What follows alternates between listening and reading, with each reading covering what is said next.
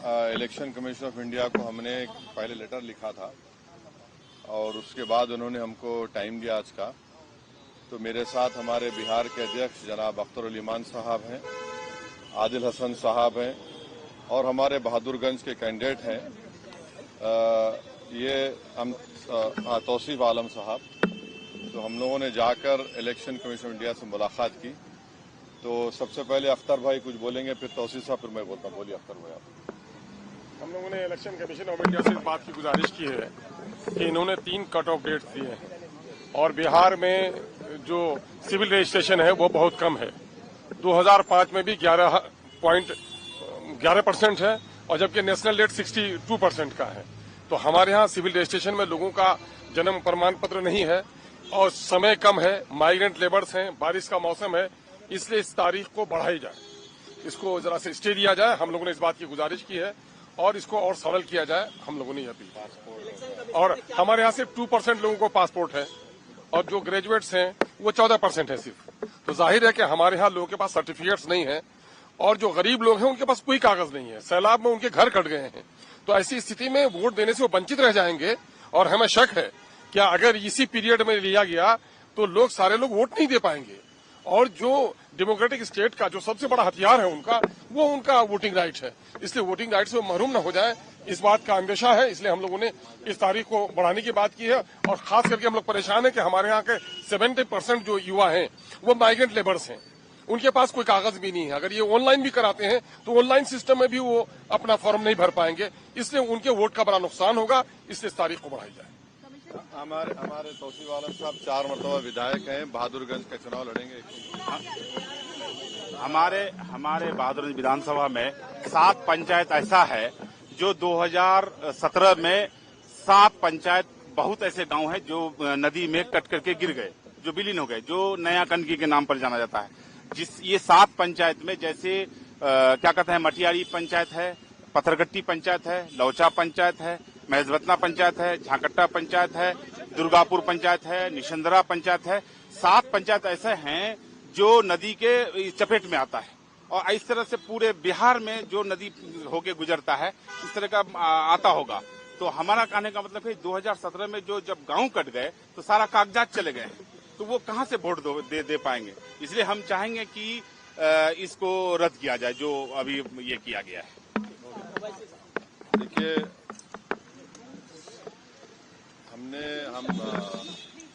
हमारे पार्टी के डेलीगेशन ने हमारे पार्टी के डेलीगेशन ने आज चीफ इलेक्शन कमिश्नर साहब से मुलाकात की। हमारा पहला उनसे पॉइंट ये था कि ये एसआईआर जो हो रहा है पॉलिटिकल पार्टी से कंसल्टेशन नहीं किया गया और हमने उनको अपने रिप्रेजेंटेशन में ये बताया है। एक एग्जाम्पल दिया है, देहरी विधानसभा का 2212 नंबर है उसका, रोहतास डिस्ट्रिक्ट में, वहां पर जून 2025 तक भी लोगों के नाम ऐड हो रहे थे, डिलीशन हो रहा था। तो ये जो फैसला ईसीआई ने, इलेक्शन कमीशन ने लिया, वो जून में लिया, तो इसका तो कोई जिक्र भी नहीं है क्यों लिया। और फिर सिर्फ चंद दिनों में आपने कह दिया कि इतने करोड़ लोगों के नाम आने चाहिए। फिर हमने इस सीईसी को बताया कि आखिर कोई सेपरेट मैकेनिज्म आप क्यों नहीं क्रिएट करते। जैसा अभी हमारे विधायक ने कहा कि कई ऐसे लोग बिहार के जो माइग्रेंट लेबरर्स हैं, देश के कोने कोने में काम कर रहे हैं, अब उनका राइट तो वायलेशन हो जाएगा। आर्टिकल 19 के तहत तो उनको एम्प्लॉयमेंट के लिए निकले हैं, अब उनके नाम के इंक्लूजन के लिए क्या स्पेशल मैकेनिज्म होगा। दूसरा ये है कि ये बीएलओज की ट्रेनिंग नहीं हुई और उसकी एग्जाम्पल ये है कि आपको कोई भी उनकी हैंडबुक नहीं मिलेगी। जो भी ट्रेनिंग होती बीएलओज की उसकी हैंडबुक मिलनी चाहिए और मिलती है, वो अब की बार नहीं मिली गई है। हमने उनको ये भी बताया है कि बिहार में डॉक्यूमेंट्री प्रूफ का तो जिक्र अख्तर उल इमान साहब ने आपके सामने कर दिया। पहला उनका प्रेस नोट देख लीजिए 24 जून का, उसमें उन्होंने क्या कहा। फिर उसको उन्होंने अमेंड किया 30 जून को, कहा कि 4.93 करोड़ वोटर आएंगे।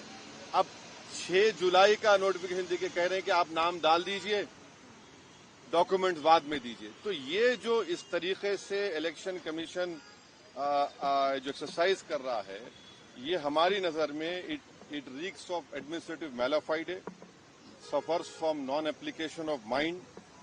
और हमने सीसी साहब को कहा कि आप 2024 के जो इलेक्शन को उसको आप क्वालिफाइंग लिस्ट क्यों नहीं मानते? कोर्ट में अब चुनाव आयोग के फैसले को चुनौती दे दी गई है और 10 तारीख को अब सुनवाई भी होनी है। यानी कि ये फैसला जो है दरअसल वो रद्द होगा या वापस होगा या फिर ये लागू होगा। ये पूरा महीना दरअसल जो है फॉर्म भरना था, दस्तावेज इकट्ठा करना था और चुनाव आयोग में ये रिपोर्ट सौंपना था कि भाई जो आपने मुहिम लाया, जो अभियान चलाया वो सही है या गलत है। लेकिन इसे भी ये अभियान क्या ये रद्द होगा। सुप्रीम कोर्ट में तो दाखिल हो चुकी है, सुनवाई भी हो चुकी है। वकीलों के वीडियो में हम आपको सुना रहे हैं लगातार और बता रहे हैं। उन लोगों ने कहा है कि जो चुनाव आयोग दरअसल हम आपको एक इन्फॉर्म करना चाहते हैं दर्शकों, या इन्फॉर्मेशन आपको देना चाहते हैं। हमारा आप अच्छे तरीके से जानते हैं सुप्रीम कोर्ट इस बात को लेकर आदेश दे चुका है, भारत के लोगों को लेकर, भारत के नागरिकों को लेकर कोई भी उनकी नागरिकता का सवाल नहीं कर सकता, दस्तावेज नहीं मांग सकता। फिर चुनाव आयोग किस मंशे से मांग रहा है ये भी उन पर एक सवाल पूछा जा रहा है, लेकिन वो खुलकर नहीं बता रहा। कभी कुछ कह रहा है, कभी कुछ कह रहा है। अब सोचिए अगर चुनाव आयोग का वाकई में ये मंशा है कि भाई जो लोग नहीं है लिस्ट में तो चलिए उनको लिस्ट में जोड़ दें, वो तो चुनाव आयोग का ये योगदान होना चाहिए कि ज़्यादा से ज़्यादा लोगों को वोट कराएं, ज़्यादा से ज़्यादा लोगों को जो है उस लिस्ट में शामिल करें। लेकिन जिस तरीके के आप कंडीशन लाए हैं, जो शर्त आप लागू किए, उससे तो लाखों लोग बाहर हो जाएंगे, उससे तो मतदाता घट जाएगा ना भाई, उससे तो बिहार की जनता के साथ मजाक हो जाएगा। ये तो उनका हनन है, ये तो उनका हक छीना जा रहा है। और इसी तमाम बातों को लेकर सुप्रीम कोर्ट में चुनौती दी गई है। अब सुप्रीम कोर्ट कहीं ना कहीं सरकार के साथ साथ चुनाव आयोग को एक तमाचा मारेगा। और दर्शकों, ये चुनाव आयोग के पीछे खेल कौन कर रहा है? अब सवाल ये भी होगा सरकार क्यों चुप है? क्या सरकार को कोई दिक्कत नहीं हो रही? क्या सरकार को वोट नहीं चाहिए? क्या ये नीतीश कुमार को वोट नहीं चाहिए? क्या ये अमित शाह, तेजस्वी यादव को, माफ़ कीजिए, नीतीश कुमार को वोट नहीं चाहिए? क्या सम्राट को वोट नहीं चाहिए? क्या इंडिया गठबंधन के किसी नेता को वोट नहीं चाहिए? ये सवाल इसलिए है क्योंकि जो काम आप कर रहे हैं उससे मतदाता घट जाएंगे, उनको परेशानियां हो रही हैं, उनके पास दस्तावेज नहीं है। और आप कभी दस्तावेज बोलते हैं कि भाई देने की ज़रूरत नहीं है, विज्ञापन भी छपवा देते हैं, फिर आप कहते हैं कि ये अफवाह है, ये गलत है। चुनाव आयोग पूरी तरीके से कन्फ्यूज है, उनका दिमाग काम नहीं कर रहा है, ये बात तो समझ में आ गया। लेकिन सवाल ये है नीतीश कुमार क्यों नहीं बोल रहा? क्या वो उनके मुंह में दही जम चुका है? क्या कान बहरे हो चुके हैं या सरकार गूंगी हो चुकी है? जितना ये विपक्ष का काम है उतना ही तो सरकार का काम है कि पूछे ना चुनाव आयोग का मंशा क्या है, क्यों आखिर इस तरीके का जो है चुनाव के वक्त ही ड्रामा और तमाशा करना है। पूरे बिहार में चक्का जाम होने वाला है। दर्शकों, सुप्रीम कोर्ट में चुनौती दे चुकी है, लेकिन ये बेशर्म मंत्री, नेता, कार्यकर्ता, जो सरकार के तलवे चाटने वाली मीडिया है, वो दरअसल खामोश और चुप है।